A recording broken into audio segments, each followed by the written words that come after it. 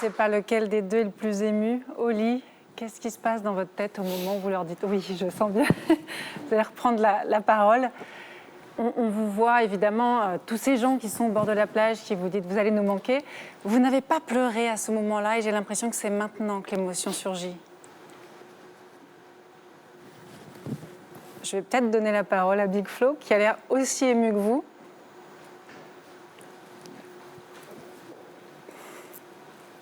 Est-ce que vous vous attendiez à ces images, Big Flo? Ah. Dans la famille, on ne montre pas trop les émotions comme ça, en général. Mais... Ça y est, moi, c'est bon. Je suis reparti. Ouais, c'était super émouvant parce que... Après, je sais que de l'autre côté de la télé, on peut se dire parfois... Il y a un côté un peu qui peut être démago dans ce que je raconte et tout, mais c'est tellement fort. Sans téléphone, 3 semaines connecté au regard des gens et tout, c'était... Mais là, on ne tirait pas, mais je pleure, là, en vrai de vrai. Sur ces images-là, je pleure, je fais le fier, parce que je sais que tout le monde est sensible, et c'était une famille très pudique, c'est ce qui m'a touché, j'ai revu ma famille aussi. Donc c'est des gens qui gardent aussi leurs émotions, moi, on le voit à la fin, on ne dirait pas, mais je pleure, en vrai, j'essaie de les régaler, de les faire rigoler, je redis mon surnom, El Namakou le plus fort. Mais c'était un moment dur, et en vrai, j'ai pleuré, hein. J'ai pleuré hors caméra, j'avais pas envie, ça me fait chier là, de pleurer, mais bon, c'est comme ça. J'avais pas envie de pleurer devant eux, en fait, parce que j'affilie toujours le pleur à un truc triste, alors que c'est pas forcément le cas. J'avais envie de... Je me souviens, Raph, tu t'en rappelles, j'ai pleuré un peu à l'écart. Ouais, quand on était sur la pirogue, justement sur le détroit du Mozambique, avant de revenir sur la côte, et d'un coup, il fallait être fort jusqu'au bout, quoi. Ouais, c'est ça. Et ouais, là, de revoir tout ça, de revoir tous ces visages, ces gens avec qui on a partagé tellement de choses. Hors caméra aussi. Parfois, des trucs... tu sais, là, il y a 1h et quelques, 1h40, j'imagine, de voyage. Nous, on a vécu 3 semaines tout le temps avec eux. Donc, quand je regardais les autres, je me disais, ils pleurent, ça va. Et non, en fait, voilà, je me suis mis à pleurer aussi parce que c'est Rendez-vous en terre inconnue, c'est un truc vrai, c'est fort, ça te marque. Pour moi, alors, c'était pas facile de le regarder, parce que tu te vois un peu, tu sais, je rigole un peu, des fois je suis mal à l'aise, je me connais, des fois je masque mes trucs, donc je suis dans le silence. Il a fait que me parler, il me disait tout le temps, c'est pas trop long, c'est long un peu là c'est chiant, là je suis ridicule, là c'est bien, là. Ouais, t'as vu, là, les poissons. C'était intéressant de vous voir tous les deux en train de voir le film, et surtout, il y a eu le voyage de Oli, puis il y a eu le voyage immobile de ton côté. Qu'est-ce qui s'est passé pendant tout ce temps aussi, quand tu n'étais pas là, et qu'est-ce que tu ressens après avoir enfin découvert le film? Moi, ça me fait bizarre Déjà, je suis ému parce que moi, dès que je vois Oli ému, de toute façon, ça communique de frère en frère, quoi. Moi, justement, comme il dit à la fin, je connais Oli. Je sais très bien sur la fin, quand il est comme ça, c'est qu'il a beaucoup d'émotions qu'il arrive à retenir. C'était bizarre aussi de le voir vivre ça, parce que je sais que c'est un truc qu'il avait envie de vivre depuis longtemps. Et notre vie ne lui en a pas laissé l'occasion. Et parfois, moi aussi, je sais que je l'empêche de pouvoir vivre ces aventures-là. Et du coup, c'est ça qui m'a ému aussi, c'est qu'il ait pu réaliser ce rêve-là. Donc je suis content pour lui. Pourquoi vous dites que vous l'empêchez de vivre ce genre d'aventure? Parce que je sais pas, je fais partie des gens et je suis pas à l'aise du tout dans tout ça. J'aurais été hyper mal à l'aise là-bas. Ouais. Et parfois, Oli, je sais qu'il est en demande de ça. Il dit, viens, on va voir là-bas, viens, on va voir ce gars, viens, on va rencontrer lui. Moi, je dis, ah non, viens, on reste là. Et je suis content qu'il ait vécu ça, franchement, sincèrement. Vous fonctionnez tous les deux un peu comme des frères jumeaux. Oli, vous êtes partis vivre cette aventure à fond. Ouais. Est-ce qu'il y avait quand même une frustration à ne pas partager ses émotions en permanence avec Big Flo? Non, parce que je pense qu'il m'aurait gâché le voyage. Et je le dis même pas en blaguant, parce qu'il le sait. Je pense je me serais... Moi, je suis quelqu'un, par exemple, là, tout le long, là, je faisais que dire, j'espère que les gens... Parce que je sais qu'il fallait rester comme ça à regarder le film. Les gens, c'est con, hein, ce que je dis, mais les gens n'ont pas de dossier. Ouais. Et toute ma vie, je suis en train de penser aux autres. Là, je regardais, là, je voyais, il y avait un gars là qui se faisait des petits mouvements de cou parce que ça fait mal un peu au cou et je suis toujours en train de penser aux autres. Donc, s'il y avait eu mon frère, comme c'est la personne que j'aime le plus et que je connais le plus, j'aurais trop essayé d'éponger ses pleurs, de combler ses vides, d'essayer de l'amener vers une aventure qu'il n'aurait peut-être pas vécue comme moi. Donc, sincèrement, ça me fait bizarre de le dire, mais j'étais heureux de le vivre tout seul. Et il y a une partie du film que j'aime beaucoup, c'est quand Flo il me dit à l'aéroport, il me dit allez, pense pas à nous. Et il s'est pas rendu compte, c'est des phrases de grand frère, mais il m'a enlevé un truc de la tête. Il m'a dit pense pas à nous, pense pas aux parents, t'inquiète pas, va vivre le truc. Et là, de me voir comme ça m'a fait bizarre. J'ai le sourire tout le long, quoi. Ça m'a fait drôle de me voir comme ça. Tout le long, je suis comme ça, je fais que dire c'est énorme. Putain, Moi, je pensais que tu me parlerais de Flo pendant 3 semaines, et au bout de 4 jours, non. Attention, ça commence à être un peu... Non, Non, au bout de 5-6 jours. Ouais, voilà. Au moins Non, 5 jours. Honnêtement, est-ce que c'est le Oli que vous connaissez, que nous, on a vu là, au jour le jour? Franchement, c'est un Oli que je connais, mais c'est peut-être un Oli que j'avais pas vu depuis longtemps. Parce que Oli, c'est quelqu'un qui a une boulimie de la vie et qui veut tout le temps faire des choses. Il est tout le temps très actif dans sa vie. Et là, ça fait bizarre de voir un Oli assis à rien faire, quoi. Pour nous, les potes, je pense que c'est ça qui va être choquant, parce qu'Oli, il a tout le temps un truc à faire, toujours un gars à voir, toujours une soirée, un machin, un truc. Et moi, j'ai retrouvé le Oli que je connais de quand on était petit. Oli, c'était un mec qui était capable d'être assis dehors à jouer avec deux bâtons et pendant des heures, et qui pouvait parler aux vieux du quartier et qui attendait et qui écoutait. Et cet Oli-là, je le connais et je suis content qu'on découvre cette facette-là aussi. Moi, ça faisait longtemps, j'avais oublié cet Oli, très calme. On l'appelait Petit Bouddha quand il était petit. C'était son surnom. Et moi, c'est vrai que ça m'a même fait bizarre. Alors, je crois que c'est humain, on se compare. Je me dis, est-ce que les gens qui regarderont l'aventure vont pas me trouver trop calme, trop timide? Il y a des fois où je me retrouve comme un gamin, comme ça, à écouter. Et je crois que c'est comme ça qu'il fallait que je le vive, en fait. J'aurais peut-être une autre facette de moi, aurait forcé à faire des vannes ou à essayer d'organiser une soirée sur la plage ou d'en rajouter un peu, j'allais dire de la poudre aux yeux, mais du sable, tu vois, j'aurais jeté du sable comme ça pour cacher des trucs. Et là, je crois que j'assume de redevenir le petit que j'étais, un peu timide, pudique, à l'écoute et tout, et ça m'a beaucoup touché, ouais. C'est vrai qu'on vous sent très très pudique, il y a beaucoup de pudeur, vous en parlez aussi, Big Flo, c'est quelque chose que vous avez en commun? Ouais, je pense que bizarrement, plus on passe de temps avec quelqu'un, moins c'est facile de montrer ce qu'on pense vraiment. Et encore plus en tant que frère, quoi. Ça dépend des fratries, je pense. Ouais. Mais nous, notre fratrie, elle s'est construite comme ça. On est tout le temps ensemble. Mais les trucs les plus forts, on se les dit par écrit. C'est très rare qu'on se dise, qu'on se regarde dans les yeux et qu'on se dise des trucs, quoi. C'est très, ou par des chansons. Et je sais que dans les textes, souvent, on se fait passer des messages. C'est dans ces endroits-là où on arrive à s'exprimer un peu. Après, je pense que toutes les familles se reconnaissent, enfin pas toutes, hein, je fais peut-être une généralité, mais... Heureusement d'ailleurs. On se reconnaît un peu tous dans ça. Pas facile de dire les choses, surtout à quelqu'un qui est cher à nos yeux, etc. Ouais. Donc je suis content que ça soit comme ça aussi. Je ne le changerai pas, ça. Je pense que c'est bien aussi. Big Flo, est-ce que vous êtes fier de Oli après avoir vu ce film? Ouais, je suis fier et presque même effrayé, comme on lui disait. C'est que je me suis dit, Oli, qui est justement une boulimique de vie, en fait, il a cette image dans les potes d'être incassable, increvable, il est à toute épreuve. Moi, je suis le râleur, il suffit que je suis un peu la princesse avec le petit pois, tu sais, je connais cette histoire. Oli, lui, il est incassable, je me suis dit, il va aller faire un rendez-vous à un terrain inconnu, il va revenir, il va être KO, et au moins, il sera allé au bout. Il est revenu reposé, comme jamais, il a dit, je suis chaud, il est revenu, il était chaud, il m'a dit qu'il n'a jamais aussi bien dormi. Il a jamais. Toi-même, tu sais. Il s'est ressourcé, quoi. Pour lui, ça a été des vacances. Enfin, ça n'a pas été des vacances, mais ça a été un voyage ressourçant. Je l'ai revu chaud comme jamais. Et on n'était pas prêt, en fait, à ça. Tu vois, j'ai dormi toute la journée. Parce qu'il a Je voyais tout à l'heure Flo, à chaque fois qu'on s'endormait dans la maison, et tu poussais des cris. C'est trop dur. Franchement, dormir par terre à 7 mecs collés, là, à même le sol, là, c'est trop dur. Donc, aucun regret de ne pas y être allé? Ah non, aucun regret, vraiment. Alors là, j'ai vu la tête. Mais comme dit Oli, j'aurais gâché le voyage là. Non, mais la tête que vous faisiez, rien que sur la durée du trajet pour arriver. Mais rien qu'un trajet, ça peut me tuer, moi. Moi, il me faut une semaine pour me remettre d'un trajet. Je sais, mon personnage est horrible, mais ça fait partie de moi, quoi. Oli sait que j'aurais été... Là, ça aurait été horrible, mec. Déjà, premier soir, j'aurais demandé un matelas à la prod et tout. J'aurais pas pu. J'aurais dit, j'ai des concerts, j'ai mal au dos. Non, mais il faut pas applaudir. C'est horrible.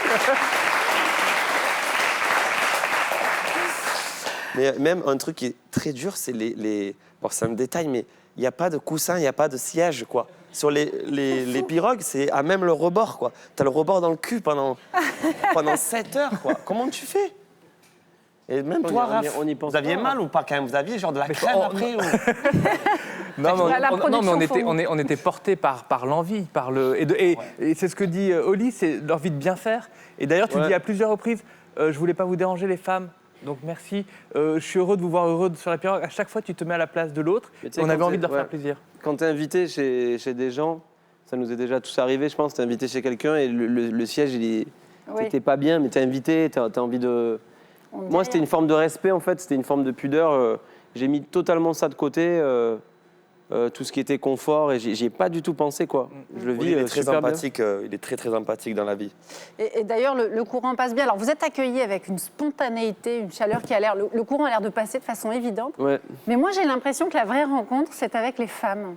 Ouais, pour nous ça a été la magnifique surprise, parce que c'est vrai qu'au départ, on nous fait rencontrer les hommes, les gars, Célestin, Séraphin, Natao, Zom.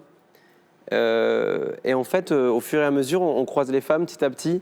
Alors, comme l'a dit Raph, j'étais un peu timide. Puis c'est des cultures différentes. Je savais pas trop si je pouvais me poser avec tout le monde, si je pouvais m'asseoir où je voulais, etc. Et voilà, on le voit là. Ça a été à la pêche aux oursins que le lien s'est tissé avec elle. C'est d'elle dont tu m'as parlé le plus quand tu es revenu. Ah oui. Est-ce qu'il vous a parlé en particulier de Natacha? Non, il a parlé d'un groupe de 3 femmes. Et en fait, c'est sûr que moi, c'est aussi touchant de voir, de mettre enfin des visages et des moments sur tout ce qu'il nous a raconté. C'est pas pareil. Quand il te le raconte, il dit il y a un groupe de 3 femmes, elles sont géniales. Tu vois, ah ouais, cool. Et là, tu le vois en vrai et tu te dis ah ok, je comprends maintenant. Je comprends plein de choses du Oli de ces derniers mois aussi. Et les femmes, Raph, tu le confirmeras, je pense, elles nous ont super bien accueillis. Elles ont été un peu comme nos marraines. C'est-à-dire qu'on ne le voit pas trop, mais dans le marché, elles me tiennent la main. Elle venait le soir savoir si on avait bien dormi, elle venait le matin. Ah oui, très protectrice. Ouais, voilà, et c'était super agréable de parler librement, d'avoir des gens avec qui se confier et tout, alors que parfois les mecs, ça se voyait, ça jouait un peu plus les durs, que des blagues. Ouais. Des fois, tu essayais de parler sérieux, même de sujets, tu lui disais alors, avec ta famille, avec ton fils, et ça faisait beaucoup de blagues, on a beaucoup rigolé, alors qu'avec les femmes, il y avait un autre courant qui passait, c'était super beau. Quand tu dis ça a changé le Oli de ces derniers mois, quand tu vois avec les femmes, ça veut dire quoi, ça? Phrase un peu nulle, un peu phrase de téloche. Mais qu'est-ce qui a changé? Mais ouais, Oli, il est revenu changer, quoi. Je sais que c'est bateau, j'ai l'impression de... Je déteste m'entendre, mais Oli, il est revenu changer, quoi. Il y a vraiment des trucs qui... Par exemple, qu'est-ce qui a changé? Je le vois beaucoup plus calme, étrangement, et beaucoup plus... Enfin, encore plus fort. Il était déjà fort. Et parfois, ouais, il remet en question... il peut remettre en question plus de choses qu'avant, quoi. Vous êtes d'accord? Déjà qu'il avait un peu le syndrome de l'imposteur et des fois l'envie de ne pas se plaindre pour rien. Là, il est à toute épreuve. Là, franchement, il peut faire 36 degrés, il n'y a pas de clim, il dort par terre, il ne dira rien, quoi. Mais même, ça lui a remis en perspective les priorités dans la vie, j'ai l'impression. Je pense que même comme on est artiste, on a l'impression qu'au bout d'un moment, on se crée un truc où notre carrière... Big Flo Oli, c'est le truc le plus important, c'est notre chemin. Il faut que ça remplisse les zéniths, les trucs, et ça devient vraiment la quête. Ouais. Et là, je pense qu'il a vu qu'il y avait d'autres chemins, autres que celui-là, quoi. Ça remet les choses en perspective, Oli? Ouais, et puis je me suis senti un peu con là-bas, parce que moi, je me définis beaucoup en tant que Oli. Donc moi, quand je rencontre quelqu'un ou déjà, sans prétention, mais en France, en tout cas, souvent, il y a une personne sur 2 qui voit à peu près qui je suis, qui me connaît, etc. Un peu plus. Donc j'ai pris l'habitude de définir l'être humain que je suis par l'artiste. Donc, je parle vite et je fais des tournées. Et j'ai été disque d'or. Et là, l'autre, il a vendu 500 000 albums. Et on a eu les victoires de la musique. Et en fait, là-bas, on m'a vite posé des questions qui m'ont pas bouleversé, mais qui m'ont remis des choses en place. Ils m'ont dit, est-ce que tu as une copine? Est-ce que tu es marié? Alors, ta famille, tu passes du temps avec eux? Plein de questions. Je me suis retrouvé un peu con parce que j'avais pas... Plus l'habitude? J'avais moins l'habitude, en tout cas, ouais. Beaucoup moins l'habitude. Et ça m'a donné aussi envie de repasser du temps en famille. Parfois, on peut s'éloigner un peu. Bon, avec mon frère, non, mais parfois, les parents, on les voit moins. On prend, c'est bateau, mais on prend moins le temps de savoir si... C'est vrai que tu es plus proche de papa et maman. Si la maman vont bien, etc. Et j'essaie de faire un peu attention, de penser à leur faire un petit message un peu plus qu'avant, de faire plus de restos ou de balades avec mes parents. C'est con, mais c'est ce que ça m'a apporté de les voir dans un truc si dur, si simple, et de les voir en famille, tout le temps en famille, et traverser tout en famille. Ouais. Parce que Raph, ils sont jamais seuls en fait, ils sont tout le temps ensemble, quoi. Et d'ailleurs, je me demandais comment avaient vécu tes parents l'absence, parce que vous êtes retrouvés tous les trois sans nouvelles pendant 3 semaines de lit. Ça a créé quelque chose? Ah ouais, c'était vraiment un gros vide de notre côté. C'est la première fois pour moi que j'avais si peu de nouvelles. J'ai très très mal vécu le départ d'Oli. Je lui ai pas trop dit pour pas gâcher son retour et tout. J'ai fait des crises d'angoisse dans mon lit par rapport à lui et tout. Et là, j'étais content de voir que lui, au moins, il a kiffé à balle. Moi, j'étais là à Toulouse, je disais, putain, Oli, mais attends, il est où là? Tu sais, en pleine nuit, des fois. Et en fait, le fait de ne pas avoir Oli, j'ai senti un total déséquilibre. C'est un peu négatif, je suis désolé, mais, ça m'a totalement c'est bien que tu exprimes. déboussolé. Et c'est marrant parce qu'en tant que grand frère, tu te dis, c'est moi qui tiens la baraque et tout. Et en fait, tu te rends compte, boum, on t'enlève le petit frère. Waouh, j'avais plus mon.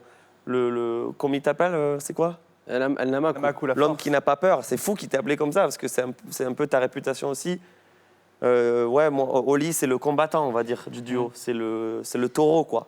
Et de plus l'avoir, c'était très difficile. Mais est-ce que finalement, ça vous a... parce que vous êtes très fusionnels, mais est-ce que du coup, il y a un décalage entre vous deux qui s'est créé depuis? Il y a toujours eu un décalage, comme vous avez pu le remarquer. Oui, mais il y a quand même, un décalage. Oui, un peu plus encore, mais pas forcément de manière négative, quoi. Moi, je sais que... Déjà, je remercie Raph aussi parce que Raph m'a beaucoup aidé aussi dans ma... Là, c'est un peu du off et on ne le voit pas forcément là, mais j'ai beaucoup raconté à Raph. Parce que là-bas, pas de Netflix, pas de... Terrible. Pas si terrible. Terrible au début, après on s'y habitue. Mais le soir, du coup, c'était des longues conversations avec Raph. Et il m'a beaucoup aidé à assumer d'être différent. Il m'a dit, souvent, je me souviens qu'il me disait, oui, tu es différent de Flo, oui, bon. Je disais, oui, c'est vrai, tu as raison, en fait, c'est pas si grave. On apprend petit à petit à comprendre qu'on a des visions parfois différentes. Et je sais qu'au retour, on a eu des discussions qui ont été très importantes pour nous deux, de choses qu'on a voulu régler un peu, changer, des méthodes de travail. Ouais. Je ne sais pas si tu te rappelles, au moment où on est arrivé, on a fait un premier arrêt, comme le voyage était très long dans une ville. Au retour, c'était fini. Ouais. J'ai direct pris mon téléphone et j'ai passé 1 heure avec Flo au téléphone. Et il est revenu avec un sourire immense en disant « J'ai enfin eu la conversation que je voulais avoir avec Flo et je l'ai eu enfin là. Ça fait des années que j'attends ce moment. » Et c'était... On peut vous demander pourquoi, qu'est-ce que vous vouliez changer? Non, après, je pense que c'est des trucs, même pour vous, je ne suis pas sûr que ce soit très intéressant. Mais non, c'est des fonctionnements de grand frère, petit frère, parfois ne pas oser fonctionner sans l'autre, dépendre un peu de l'autre affectivement et dans le travail. Il y a eu ces trucs-là qui sont remis un peu à niveau. Mais moi, c'est vrai que je suis rentré, encore aujourd'hui, je le sens, j'ai gardé en moi l'énergie que j'ai reçue là-bas. J'avais envie de croquer la vie encore plus. Ce qui était dur, c'est de retourner dans nos vies un peu plus modernes sans cracher sur notre société, parce que je suis quand même super fier d'être français, fier du pays dans lequel j'ai grandi. Mais c'est vrai que quand tu rentres et tu reprends l'avion et t'as un mec, tu lui mets juste le coude et il te fait... Et comme ça, tu es là, j'avais envie de lui dire, hey, viens voir ailleurs un peu, j'ai envie de te montrer un peu. Et souvent, je fixe un peu, à Toulouse ça va, mais à Paris, je fixe... non mais je te jure, sur les regards fermés, manque de sourire et tout, là, les mecs, franchement, Raph, on a rigolé tout le long, quoi. Ça a été 3 semaines même parfois je me trouve un peu bébête tellement je suis la banane tout le temps. Mais la banane. Il y a eu les femmes et puis il y a aussi Ouais. les enfants. Ça a été un moment aussi important. C'est vrai, quand tu vas vers eux, il y a eu beaucoup de moments où naturellement tu venais vers eux et après ils venaient tout le temps vers toi. Ouais, je crois qu'il y a eu un courant qui est super bien passé avec avec les petits parce qu'il n'y avait pas besoin forcément de mots. C'est ce que j'aimais avec eux. Comme moi, j'étais un peu timide et parfois, je ne trouvais pas ma place avec les mots. Ouais. Ben, tout de suite, un dessin, voilà, on le voit là, un dessin. La musique aussi. Ouais, de la musique. Ils étaient hyper curieux de mon instrument, du rap. Ils m'imitaient rapper. Ça a été très, très dur de les quitter. Surtout un petit qui s'appelle Dabiche. Là, on voit à la fin lui faire un câlin. Mais en vrai de vrai, je lui avais fait un petit au revoir un peu indiscret par pudeur la veille. Ce petit, il m'a vraiment touché. Ça a été des longs moments ensemble. Et il y a lui et son frère. Alors, moi, je suis poète, donc j'ai tout de suite collé Big Flo et Oli. Je voyais son frère un peu plus... le grand frère, un peu plus âgé, un peu plus sérieux, un peu plus fermé aussi. Et je me suis reconnu dans leur relation. Je voyais qu'il guettait souvent, sans le montrer, sur son petit frère et tout. Et ça m'a beaucoup touché de voir les deux frères là. Il y a eu beaucoup d'échanges avec les enfants et puis vous le disiez, ils vivent dans des conditions qui sont quand même pas évidentes tous les jours. Ils ont toujours le sourire, vous l'aviez toujours aussi. Vous vous êtes beaucoup charriés d'ailleurs les uns avec les autres, on va regarder.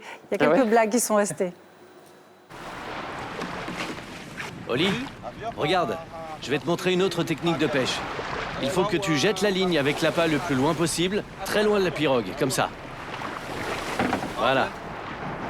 Laisse le fil se dérouler, doucement. Quand tu sens qu'il y a un poisson, il faut que tu tires d'un coup sec sur la ligne, de toutes tes forces. Il faut pas lâcher. Ça va me tirer dans l'eau, tu vas voir, on va pêcher un énorme truc. Ah, ça serait bien.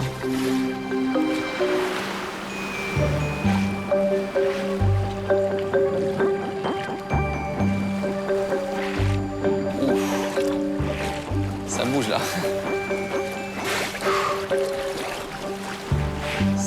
Oh, ça tire là. Mais non, pas déjà. Célestin, j'ai senti un truc, je te jure. Je te jure que ça me tire, les gars. Je vous jure. Célestin, je dis pas de là, tu vois que je dis pas des conneries. C'est Germain, ton poisson. C'est lui qui tire. C'est Germain. Non.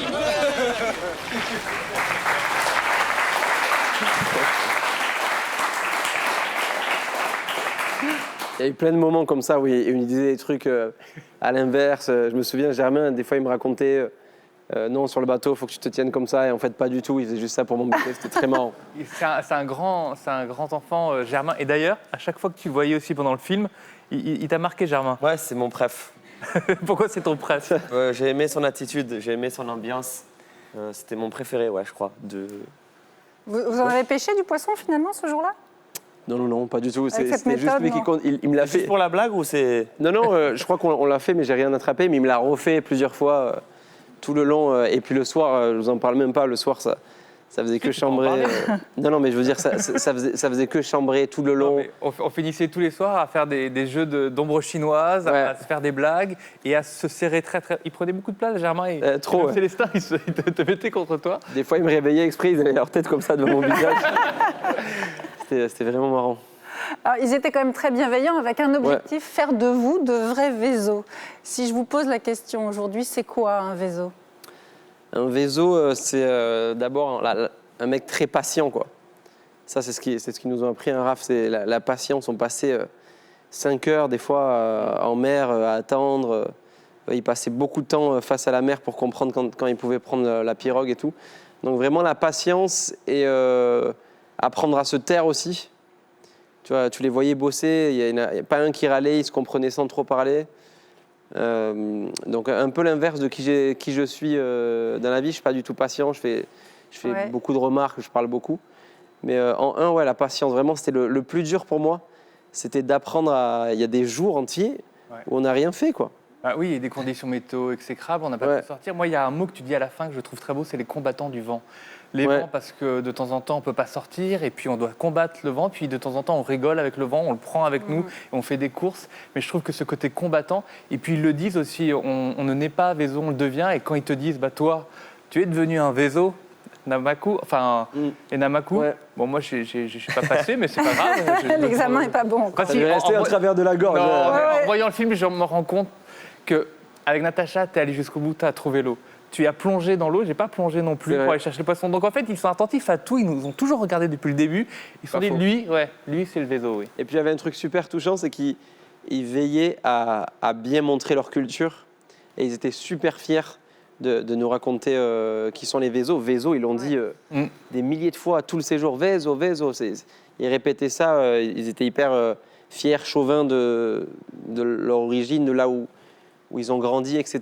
Et c'était hyper beau de les voir heureux de nous apprendre comment réparer la pirogue, comment pêcher, comment ils fonctionnent sur cette île. C'était vraiment touchant. Et comment aller chercher de l'eau. On vient de revoir des images. C'est un truc complètement dingue, cette histoire d'eau. Qu'est-ce qui vous est passé par la tête au moment où vous avez compris cette réalité-là, qu'en fait, il n'y a absolument pas d'eau douce et que ce sont des heures et des heures d'un travail de fou. Ouais, moi, je ne sais pas toi, Raph, mais moi, j'ai mis du temps à... Je ne sais plus qui m'a dit, ça doit être une des femmes qui m'a dit on va aller creuser pour prendre de l'eau. Je dis ah ouais, ok. Tu sais, j'avais pas calculé en pensant qu'il y aurait une sorte de, je sais pas, un puits ou une cascade, une rivière. Et en fait, c'est jusqu'au bout. Je le dis au début, comme ils font que vanner tout le séjour, Vous n'y croyez pas? J'y crois à peine, quoi. Ce qui est plutôt triste parce que la réalité, elle me frappe en plein visage. Et ça, c'est vraiment le moment du séjour qui m'a le plus marqué. Et je sais que quand je suis rentré, encore aujourd'hui, mais quand je suis rentré pendant plusieurs semaines, je fixais, je sais que quand j'entrais dans un endroit, je pensais à l'eau. Je me disais, c'est un truc de fou d'avoir ici autant d'eau. Je me souviens, quand je suis rentré sous la douche, j'étais comme ça, tu sais, je regardais l'eau, je me dis, c'est un truc de fou, la chance qu'on a. Et je le savais sans le savoir, avant de voir ça. En fait, tu t'en rends compte que quand tu le vis, ce qui est con, mais le voyage te forme à ça. Bien sûr, depuis petit, nos parents ont fait attention, il faut couper l'eau, c'est une chance, l'eau, mais on l'entend d'une oreille, en vérité. Là, c'est impressionnant. Ouais. Il y a de la sidération, de l'admiration, et puis elles le disent très bien, il faisait bon quand on a creusé. On a creusé 2-3 heures, mais dans les périodes de sécheresse très importantes qui sont et qui existent à Madagascar, on peut creuser pendant des heures et des heures. Et je voyais aussi, Flo, quand tu regardais le film, au début, tu n'as pas compris non plus. Tu te dis, mais qu'est-ce qui est en train de se passer? Ouais, je me demandais techniquement déjà où est-ce que tu trouves de l'eau sous le sable. Et non, c'était vraiment, c'est la partie dure. C'est la partie la plus dure. Et c'est ce qui était dur à raconter à Flo. Des fois, il me demandait alors sur l'île, et je disais, mais Flo, sur l'île, il n'y a rien, quoi. Ouais. Et je sais que mon entourage, les potes d'enfance et Flo, ils n'arrivaient pas à comprendre ça. Je leur disais, il n'y a pas de fruits, elle parle de baies, mais moi, j'en ai pas vu. De barbarie, mais à peine dans les cactus, On n'en a pas vu, franchement, on n'en a quasiment pas vu. Il y avait un poulet, je crois, mais à part ça, il n'y a rien sur l'île, pas d'eau, pas de quoi faire la culture. Très peu d'objets. Dans la maison, il n'y avait rien. Ouais, rien. Et donc pour nous, c'était vraiment une claque de voir ça. Et en plus, imaginez les combattants du vent. Quand on est bloqué pendant 4 jours, mais aussi pendant des semaines et des mois, ils ne peuvent pas partir de l'île. Donc tout est rationné, tout est très compliqué. Ouais. Et quand on voit cette bataille de l'eau, c'est pas pour de l'eau de source non plus. Non, c'est une eau saumâtre, c'est une eau qu'on ne pourrait pas boire nous, il faut qu'elle soit filtrée, en tout cas bouillie. Et c'est vrai que ce geste qu'on a au quotidien, tous les jours, chez nous, à n'importe quel étage où on habite, on peut ouvrir, on l'utilise sans compter, sans y penser. Et là, on se rend compte de sa vraie valeur, c'est vrai. Ouais. Dans cette vie de Vezo, il y a des moments importants aussi, c'est la vie sur la pirogue et les courses. Et là, je vous ai vu, Big Flo, au moment du passage de cette course de pirogue, vous aviez l'air complètement estomaqué. Moi, je sais qu'Oli, il adore ça. Il adore la course, il adore la compète. Donc là, il a dû attendre que ça. D'ailleurs, c'est bizarre, c'est étonnant parce qu'ils ne disent pas qu'il gagne. Il n'aime pas perdre. T'as gagné ou pas? Parce que je me disais, si Oli il avait perdu, c'est impossible qu'il soit en mode bonne ambiance. Mais j'ai gagné. Hein. Non, je te confirme. T'as perdu. J'aimerais bien vérifier les images. Tu as perdu. On a l'image vidéo. Zom et Raph, vous êtes arrivés avant. Oui. Et toi, t'as l'air de bonne humeur, c'est ça qui est bizarre. Je te jure, hors van. Ça, tu vois, il est fou, voilà, ce mec. il est serré. On est en direct à la télé. Attends. Là, je crois que j'ai gagné. Tu peux dire deux choses, Oli, tu peux dire deux choses. Tu me fais ça à moi. J'ai gagné au domino. J'ai gagné au domino. Mais t'as perdu la course. Non, Raph, il faut pas faire ça. Je voudrais garder Oli de bonne humeur jusqu'à la fin de l'émission. J'ai perdu la course. D'ailleurs, quand je l'attends, c'est quand j'ai perdu. Je suis sûr, autant les dominos, je te l'accorde. Voilà. Mais autant la course, je suis persuadé d'avoir gagné. Sinon, je te jure, j'aurais pas fait cette tête-là. Ouais. Non, ça c'est sûr, les images parlent, t'étais heureux. Mais je le dis en plus, revoyez les images, c'est vous. Je le dis, je suis tombé dans la bonne équipe, je suis tombé dans l'équipe des champions, etc. Pourquoi j'aurais dit ça pour une défaite? Non. Moi, je propose, pour vérifier votre bonne foi, de regarder d'autres moments où vous jouez avec tout le monde. Ok. Germain.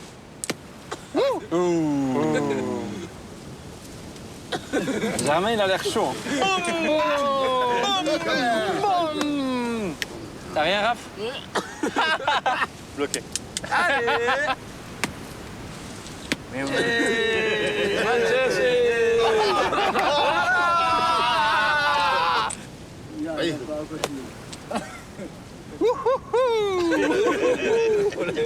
Diga, casa aqui, casa aqui.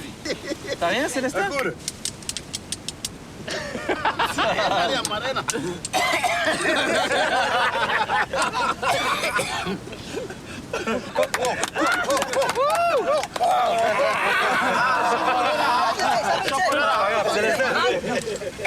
Cadê essa rua? Je crois que c'est clair, vous n'aimez pas perdre. Hein. Oh, j'ai eu la chance de ne pas perdre beaucoup, donc j'ai pas. Non, mais ça, c'était des super moments. Ah ouais. Parce qu'il faut comprendre que, comme on le disait, parfois, il y a eu des longs moments d'attente pour eux, etc. 4 jours, on n'a pas pu sortir en Ouais. mer. 4 jours. 4 jours sans possibilité de prendre les pirogues. Moi, je sais qu'Oli, le truc qu'il appréhendait le plus, c'était pas du tout le confort, les voyages, etc. Le truc qu'il appréhendait, c'est putain, j'espère qu'ils vont être sympas, il disait. J'espère qu'il y aura bonne ambiance. C'était le truc qui l'importait le plus. Et donc, c'est pour ça aussi que tu avais adoré ce voyage, tu m'as dit, parce que Ouais. dès les premiers jours, c'était bonne ambiance, rigolade et tout. Tu aurais été hyper gêné s'ils avaient été un peu durs, un peu froids, tu vois, un peu. Ouais, mais ça s'est fait vraiment naturellement. J'y ai plus du tout pensé au moment même de la rencontre, quoi. Alors, Ils nous ont mis à l'aise. ça, c'était une réussite. Du coup, ça a agrémenté votre voyage. Mais j'aimerais qu'on reparle de ce mal de mer un peu tenace. Ouais. Ça C'est- n'est jamais parti. Mais c'est jamais parti, donc Raph avait raison, il me le dit au début, d'ailleurs c'est super drôle quand tu me dis ça, j'avais oublié. C'est jamais parti, mais en fait, je me suis rendu compte que c'est aussi un truc mental, en fait, parce que dès que j'avais envie de faire bien face à eux, encore une fois, par respect, par fidélité, bienveillance, j'ai vraiment lutté contre ça et ça allait mieux, quoi. Ah oui. Mais j'étais quand même pas bien hein, tout le séjour. hein. On C'est le le voit. mental de quelqu'un qui veut gagner, entre guillemets, en tout cas qui veut prouver, parce que quand il faut creuser, tu te reprends. Quand Ouais. tu as mal de mer, tu te reprends. On avait quand même un petit système, et on peut le dire, on avait Oui. un patch. Ah, c'est on ça, à le un voit. moment, on le voit Oui, il y a légèrement. un léger patch qui nous permet de temps en temps de compenser le mal de mer, ce qui ne t'a pas empêché, on le voit, Mensonge de la télé. non, mais de pouvoir, Non, parce parce qu'on que le voit. quand on a le mal de mer pendant 7 heures, Il était con. c'est juste impossible de. je sais. Et Regardez. ça marchait pas tout le temps parce que la preuve, Oli est pas bien du tout. Et d'ailleurs, je trouve que ce moment-là, quand je le regarde à chaque fois, je ressens le mal de mer, je ressens ce que Ouais, tu as je te jure, en plus, c'est super bien réalisé. Donc, tu as la sensation de mouvement. J'étais pas bien, quoi. J'étais pas bien, ça m'a rappelé ça. Le mal de mer, le soleil aussi, ça tapait toute la journée. Il faisait très chaud. L'effort physique, où on pagayait tout le long, etc. C'est très dur. Et d'ailleurs, je suis sûr que ces petits autocollants que j'avais, ça doit être un truc effet placebo. Oui. Super. Ah, tu me le dis après. Parce que c'est moi qui l'ai découpé avant de partir. Ok, d'accord. Des gommettes, en fait. Ouais.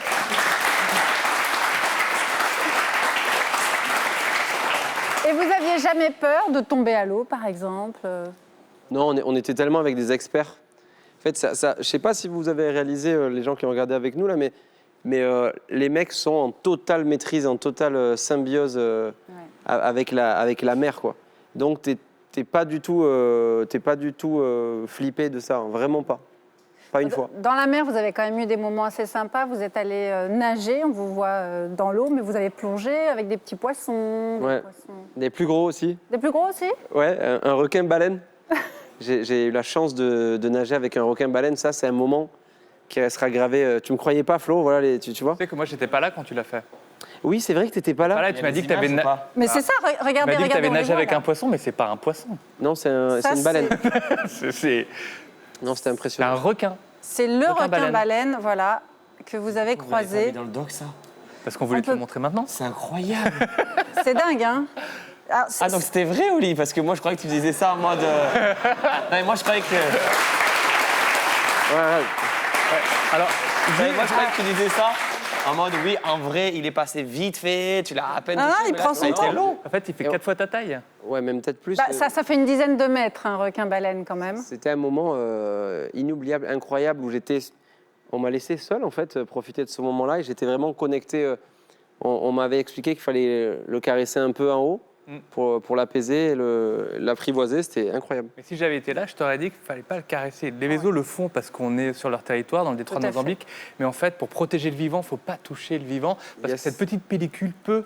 Mais c'est pas grave du tout, je te le dis. Non, mais c'est juste pour ceux qui croisent ouais. des requins-baleines, ça arrive tous les T'as jours. raison ou de le pas. dire. Ouais, ouais. Ne les caressez pas, ça sert à rien. Et- Mais eux l'acceptent, ça c'est vrai.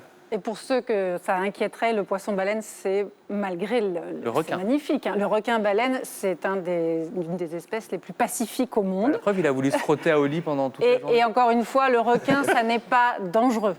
À part quelques rares espèces, Une quelques question. rares cas, ça n'est pas. À Oli, l'eau froide, parce que même en vacances, des fois, il y a des piscines où l'eau, tu la trouves trop froide, tu te baignes quasiment jamais. Comment tu as fait là pour passer les journées entières dans l'eau? Elle est Juste pas du froide. mental? Déjà, elle était froide. Si, elle était quand même froide, mais il faisait super chaud. Donc tu étais content? Et je t'ai dit, j'étais le Focus. le bon invité. Je voulais être pour eux, pas les râleurs, quoi. J'avais un peu froid des fois, c'est vrai, parce que le vent. D'ailleurs, l'île, elle s'appelle l'île froide. Hein. Je ne sais pas si vous Oui, vous en rappelez le au dit au début, début, il le oui. dit. Parce que le soir, on s'est pelé avec Raph. Non, on vous voit toujours avec les couvertures, Ouais. dès qu'il y a du vent. Mais ça, je l'oubliais total, Flo. J'avais envie d'être un bon véso, d'être avec eux, de me donner à 100%. ouais. Alors que Flo, en regardant les images, il ne pense qu'à ça. J'aurais eu froid, j'aurais pas pu dormir. Et tu sais pas que quand on dormait dans la case, évidemment, on était. Oh ouais. Mais il y avait des souris. Ouais, ça va, oui. Non, mais oui. C'est Et 2 fois sur la tête. Elles mais sont passées c'est sur la tête. C'est pour être sûr que vous n'ayez aucun regret, Flo. Mais mais attends, oui. mais vous avez bien dormi. Genre, Non, mais Oli il y me a- dit j'ai bien dormi. Oui. Non, mais il Il y a était à autre même le sol avec des souris. T'abuses. Il y a autre chose, c'est que tu pars avec Raph. Donc, tu as l'impression que tu peux même pas ressentir quelque C'est chose. un concours entre Parce vous que deux en non, fait. non, c'est pas un concours. C'est des Mais qui tu sais, se plaindra le moins quoi. des fois, on se réveillait avec Raph de la nuit, un peu fatigué. Je disais, ça va, Raph? Il me fait, ouais, il y a une souris là. Et moi, c'est comme ça, en mode, bon, ben, dans le monde de Raph, c'est normal. Là, je suis dans le monde de Raph. Parce que c'est toi qui pars, qui a l'habitude, donc je l'ai suivi. Quoi. Voilà. Moi, j'étais avec les souris, toi avec les requins-baleines. Chacun Chacun sa taille d'animaux. Raphaël, vous disiez au début du film que les Vésos, c'est un des derniers peuples de la mer dans le monde. La pêche pour laquelle ils luttent tous les jours, c'est une pêche uniquement de subsistance ou ils en font aussi du commerce? D'abord, la subsistance, il faut se nourrir. On se rend compte que sur l'île, quand il n'y a pas de poissons, c'est compliqué. C'est les femmes qui s'occupent des oursins, des coquillages et qui permettent de compenser le manque de poissons. Et évidemment, après, ils le collectent et ils vont le vendre sur la côte, sur les littorales, pour gagner de l'argent. Donc c'est évidemment leur moyen de subsistance. C'est ce qu'ils font, qu'ils gagnent de l'argent. Donc c'est essentiel à la fois pour se nourrir et pour nourrir la famille et aussi tout simplement gagner de l'argent. Donc ce n'est pas qu'une pêche de subsistance. Olive, finalement, qu'est-ce qui a été le plus difficile pour vous en termes d'adaptation sur ce voyage? Le plus dur, si je suis très précis, c'est dans les premiers jours.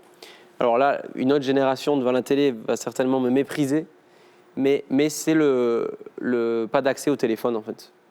Donc ça paraît fou de dire ça. Tout le reste, c'était Ce tellement... qui paraît fou, c'est que vous disiez pas c'est l'absence de mon frère. Non, parce que... Apparemment mais- il préfère son téléphone. Bah mais voilà. non, Il a fait son choix. mais non. Comme je suis rappeur, j'ai de la répartie. Mon frère, c'est aussi le téléphone, parce que ça aurait été le Bien moyen de sûr. se connecter C'est avec juste. lui. Mais je savais que je rentrais, en fait. Je savais qu'il y avait une fin, C'était provisoire. une fin à ce voyage, donc j'avais envie de profiter. Dans tous les cas, il ne pouvait pas apparaître comme par magie, donc j'ai profité de ce moment-là. Mais le téléphone, moi, je suis beaucoup sur mon téléphone, comme toute ma génération. Les 2 premiers jours, ça a été quand même super bizarre. Alors, le cerveau envoie des... Je vais parler de mon expérience sur le téléphone, mais le cerveau envoie des sortes d'infos où tu te dis, je suis en train de rater un événement C'est le manque. historique. Je voulais en C'est la parler. crise de manque. Mais je te jure que c'est vrai, c'est incroyable. Moi, en fait, j'avais une petite note sur mon téléphone où je notais, je me suis dit, je vais noter à Oli tous les événements marquants qu'il aura ratés pendant Très son sur départ. l'actu aussi, c'est Ça, pour ça. c'est Parce super qu'Oli, il gentil. adore l'actu. Il adore l'actu, il adore savoir ce qui se passe à la minute près. Et donc, je lui ai tout noté comme ça. Et j'étais un peu content d'avoir fait ça, quoi. Et quand il est rentré, j'ai commencé à le lire, je me suis senti con, quoi, en fait. Parce que c'était pas ouf, quoi. Et même lui, T'avais rien raté il de- m'avait dit, il m'a dit genre, ah ouais.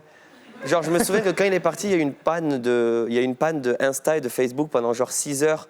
Tout le monde était devenu fou, c'était le buzz de fou, genre ça marche plus et tout. Et je lui dis, mec, Insta c'était down pendant 6 heures. Il m'a fait, ah ouais. Là j'ai fait, ah ouais.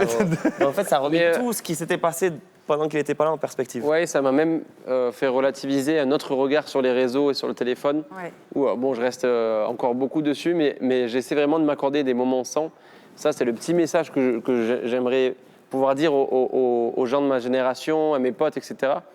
Parfois, on se gâche des moments à vouloir... mais des fois, on ne regarde rien en plus. On est là sur les réseaux à regarder, à prendre des photos. Là, pendant 3 semaines, c'était que les yeux, que du kiff. Et je ne le regrette pas du tout, quoi. Et puis vous revenez d'un endroit où il y a des personnes qui vous disent des phrases. Alors moi j'ai retenu cette phrase de Natacha qui vous dit quand il y a quelqu'un de mauvais ou de pas bien qui arrive sur l'île par exemple, eh bien on se met tous ensemble pour l'aider et il change à la fin. Ouais.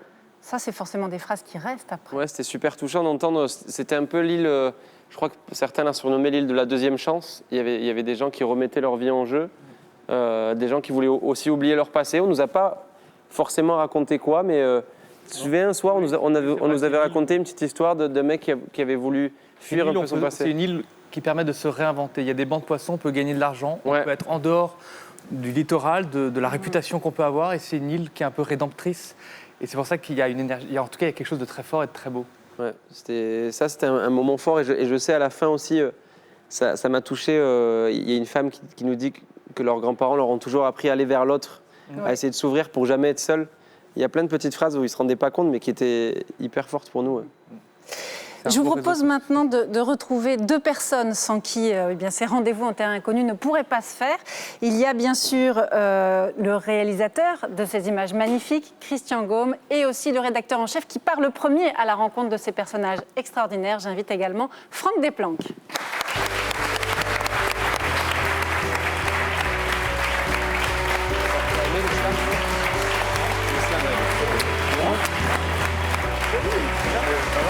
Alors,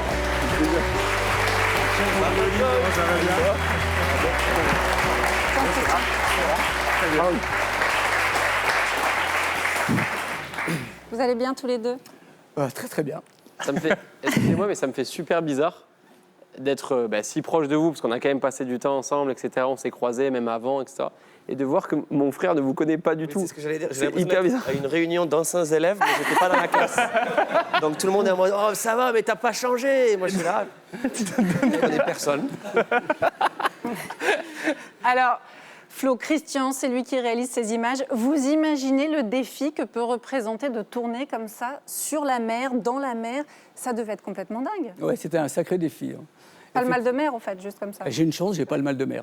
Et Mais aucun Christian, il a le mal de rien. Il était toujours chaud, toujours en forme. C'est impressionnant. Ouais. Moi je repense à nos clips. Des fois pour des clips, c'est des trucs qui se passent au sol dans des studios et il y a des galères. Et là j'imaginais les caméras, c'était des grosses caméras quand même en termes de taille. Oui, c'est des prendre, caméras qui font 7-8 kilos, bien sûr. Ouais, ouais. Et ça du 8 kilos sur la pirogue là, au C'est moment ça, de la exactement. course. Non, mais c'est vrai que c'était un vrai défi de filmer sur la pirogue. D'ailleurs, quand je suis arrivé, je me suis vraiment demandé comment j'allais faire. Ah oui, vous n'avez pas anticipé, vous vous êtes posé la Si, question. mais quand j'ai vu l'étroitesse des pirogues, vous avez vu, on est assis les uns derrière les autres. Ouais. Et moi, mon idée, c'était de pouvoir vous filmer sans interférer à ce qui se passait. Bien sûr. Donc l'idée que j'ai eue, c'était de prendre des barres de bois, qui sont en fait des mâts de bateau, qu'on a attachées sur les bras des flotteurs. Et comme ça, on était suffisamment détachés de la pirogue, on était assis sur l'eau.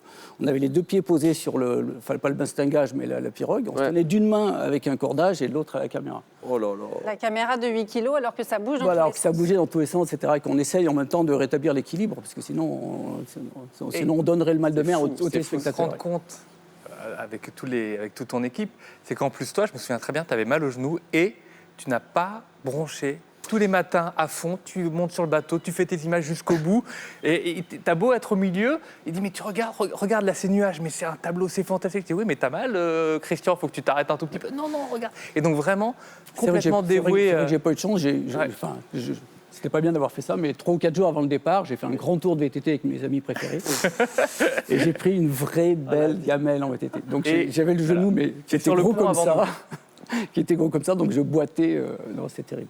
Mais au moins en mer, j'avais pas à me déplacer en marchant. C'était déjà pas mal. Pas de caméra qui tombe à l'eau.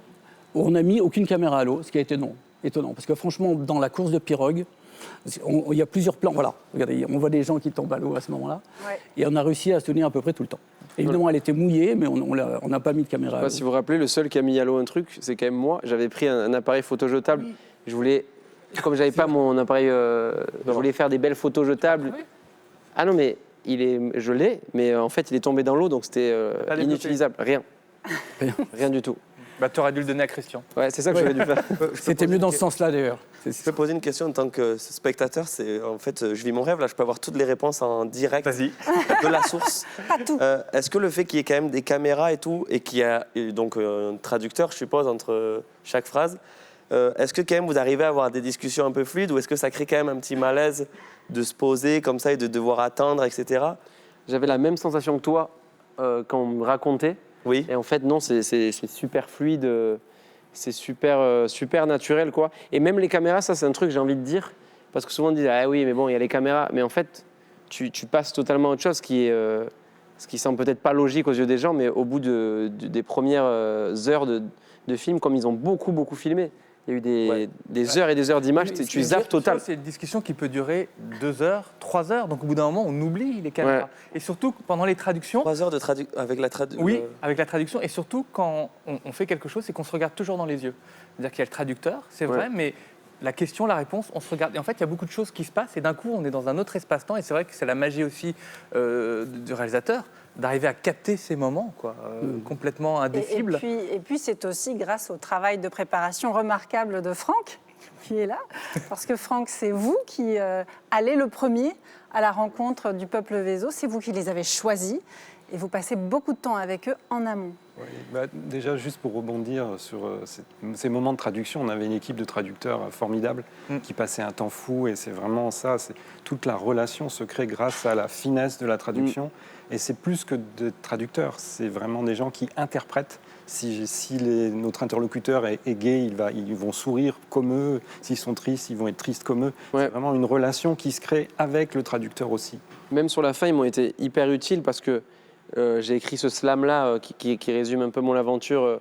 J'ai pu mettre des mots sur parfois les mots qui ne sont pas sortis pendant le voyage et je leur ai donné le texte au traducteur. Ils ont pris le temps d'y mettre la même poésie, de faire des rimes. S'ils sont mis à plusieurs, hein, parce que... Ah, je savais pas. Ah ouais. Oui, ils s'y sont mis à tous les... Et du coup, ça, je suis super fier de ça parce que les Vezo ont eu vraiment ce que j'ai voulu raconter, avec aussi cette sensation de rime, de phrases qui riment entre elles. C'est pour ça que Célestin il dit « Ah, mais tu nous as appris la poésie, c'est une belle poésie ». Donc ouais, bravo à eux. Flo, t'hésites pas, parce que tu as vraiment le réalisateur et le rédacteur en chef. Là, tu as toutes les questions, toutes les réponses. Vous faites un rendez-vous en terrain inconnu, seul, sans caméra, avant en fait. Oui, c'est ça. Oui. Donc, combien de temps? Les Vezo, pour répondre à cette question, en fait, pourquoi les Vezo? Parce que déjà, les peuples maritimes, marins, sont extrêmement rares.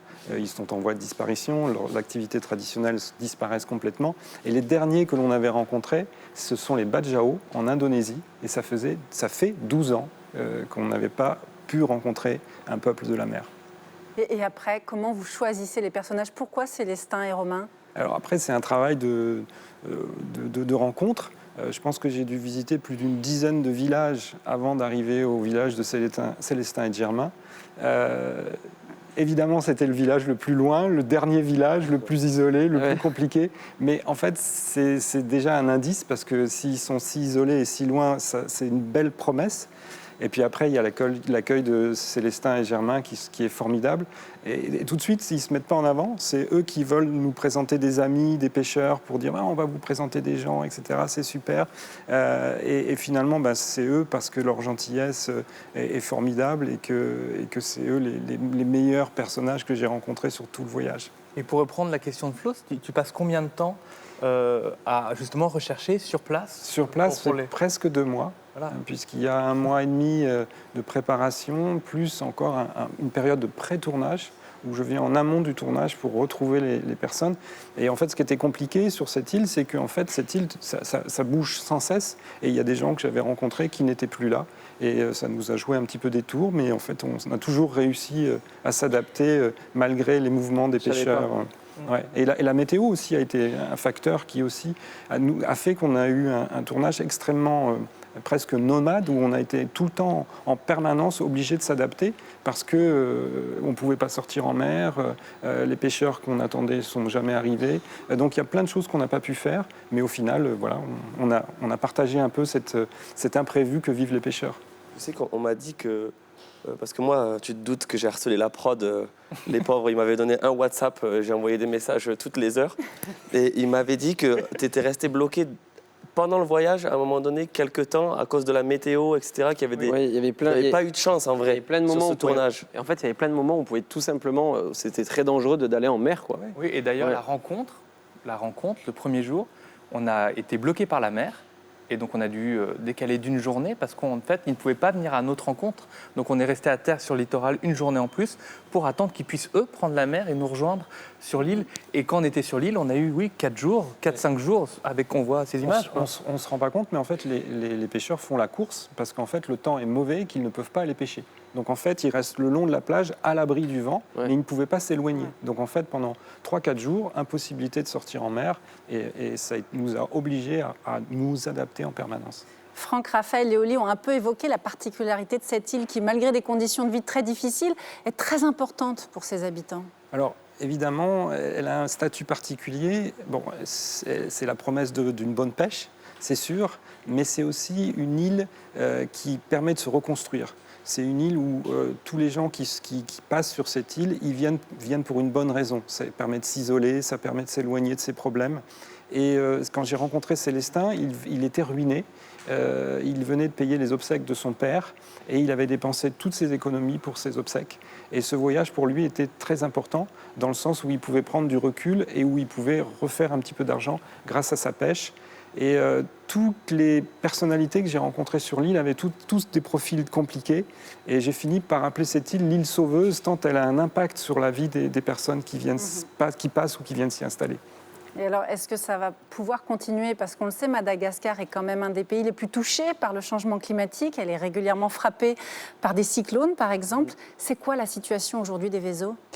Alors je dirais les Vézos, mais aussi tous les habitants de Madagascar ou toutes les populations qui vivent en relation étroite avec l'environnement.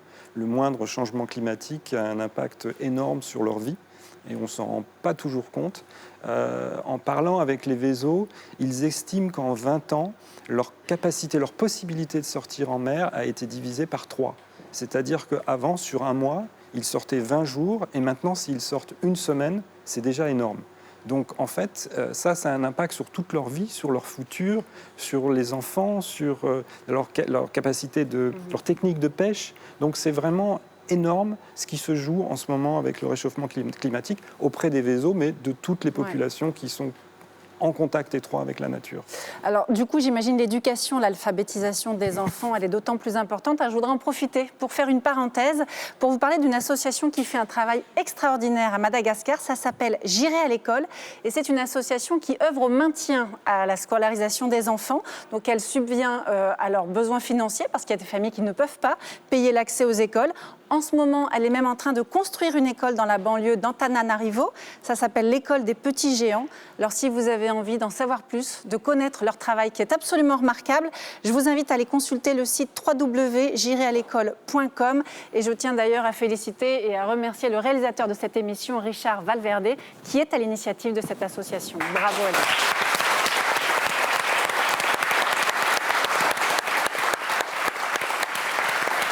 Le plus important maintenant, et j'imagine qu'Oli a envie de le savoir, est-ce que vous avez eu des nouvelles de toutes ces J'allais demander, ouais. Alors, on a des nouvelles, bien sûr. Ah, cool. Toutes les nouvelles sont plutôt bonnes. Célestin a réussi à se refaire un peu économiquement. Il a repris son activité de collecteur. Par contre, Germain, lui, il a plutôt arrêté la pêche. Il s'est lancé dans une activité de vente de pirogues. Donc, en fait, il construit des pirogues pour les vendre. Ouais. Okay. On a Lindia qui a accouché d'un petit garçon.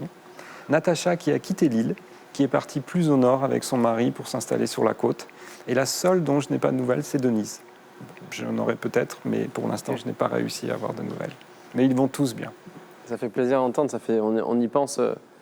Je sais qu'avec Raph, parfois, on s'écrit tard le soir. Enfin, lui m'écrit tôt le matin, dormir. Mais on s'écrit souvent parce qu'on a des flashs de moments et on a envie de savoir. Ça, c'est ce qui est frustrant de ne pas pouvoir avoir accès au téléphone avec eux, etc. Ouais. C'est de ne pas avoir de nouvelles, donc hyper heureux de savoir tout ça. Ouais. Au final, le moment que vous avez vécu, il était éphémère pour toi, mais aussi pour eux, parce que toutes ces personnes, en même temps, précisément sur cette île, ça n'existera plus au final. Parce que c'est une île où les gens viennent et s'en vont. Tu vois, Natacha, elle est partie, ouais, etc. Donc tu ne peux pas juste concrètement y revenir, quoi. C'était un moment unique. Je ne sais pas si, par exemple, j'ai l'envie de revenir dans quelques temps. si je retourne sur cette île-là, il y aura un pourcentage de personnes qui étaient là. Ça dépend dans combien de temps, mais il y aura Ouais. forcément des gens que tu as rencontrés qui sont là. Ben ça, c'est une envie, hein, c'est une envie de Il va falloir convaincre Flo de vous pouvoir y amener. retourner. Alors, Flo, Ah, mais j'hésite encore, hein, j'hésite. Je vais y réfléchir. Non, mais c'est vrai que ça c'est les questions aussi. J'aime bien répondre aux questions des potes, etc., qui nous demandent. Souvent, ils disent alors, t'as envie de repartir les voir? Bien sûr, j'aimerais trop, dans pas trop longtemps, dans quelques temps, pouvoir aller là-bas, échanger avec eux, qu'ils me racontent un peu tout ce qui s'est passé, etc. donc si c'était à refaire, les deux, la même décision, pareil. Ah ouais, la même plus forte encore de mon côté. Même plus forte, ouais. Mais c'était une très belle émission. On arrive à la fin de cette émission. Je voudrais remercier Franck, des plans de félicitations aussi, Christian. Il y a un moment que tout le monde attend, évidemment. Nous avons Big Flo et Oli sur ce plateau. On ne va pas s'en priver. Ils vont jouer pour nous. Vous savez que Rendez-vous en terre inconnue, chez nous, on a un petit credo, c'est n'ayez pas peur des autres. Et justement, Big Flo et Oli sortent un album qui s'intitule Les autres, c'est nous. Alors évidemment, ça nous touche. Ils vont vous interpréter ce soir leur titre que vous avez déjà entendu. Il y a déjà des millions de vues sur YouTube. Ça s'appelle « J'étais pas là ». Et faites attention, soyez très attentifs aux paroles, parce que vous verrez, il y a une petite référence au voyage de Oli avec les vélos. J'étais pas là, Big Flo et Oli pour vous.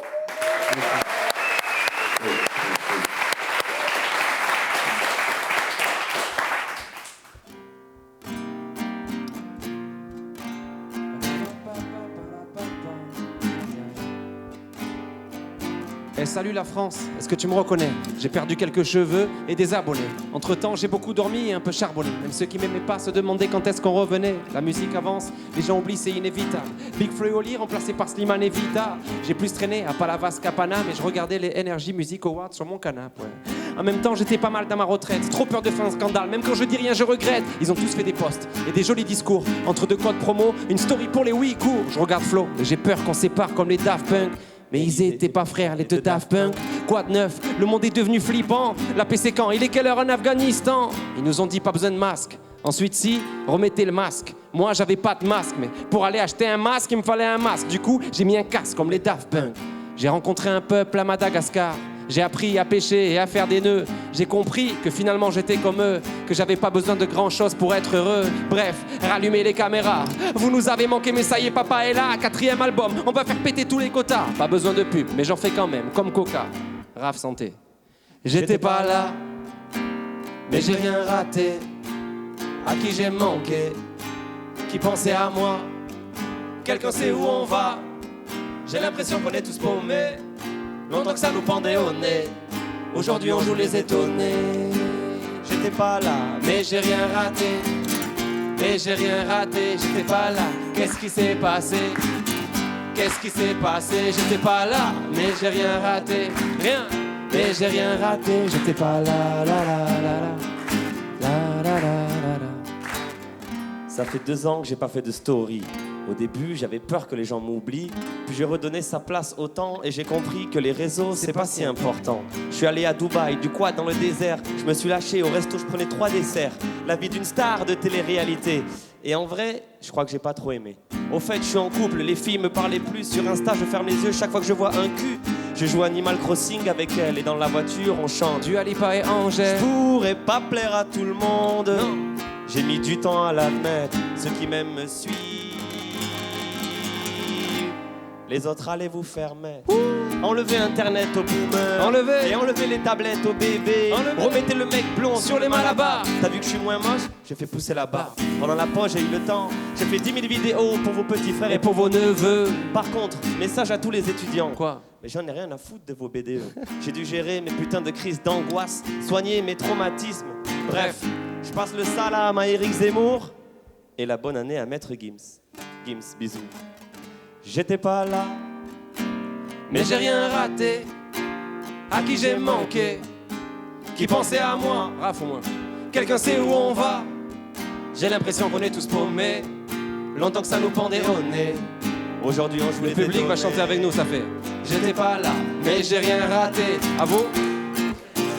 J'étais pas là, qu'est-ce qui s'est passé? C'est pas compliqué.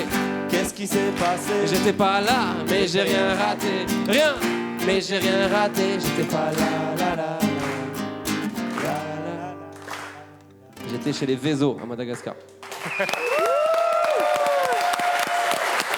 pas là, Diplo et Oli, merci beaucoup Monsieur pour Vincent ce cadeau. Duris. Merci à tous. Merci beaucoup.